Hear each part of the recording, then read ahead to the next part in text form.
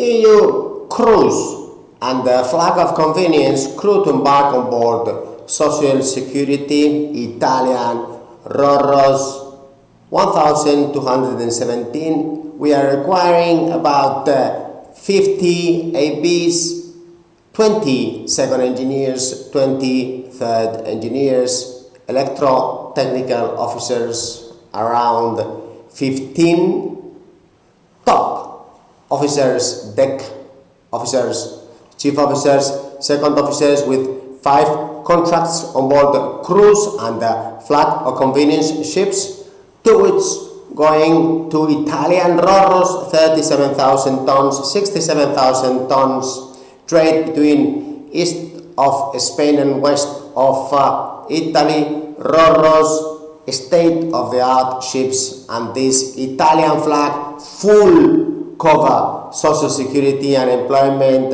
pension, everything, sanitary assistance. So if you are on board the cruise, if you are on board the flag of convenience, if you are sailing in the Antarctica, if you are sailing in the South Pacific, please apply here, because the ships Mediterranean trade are very easygoing, close to your home, and a full social security Italian, not English required. Italian is required for ratings.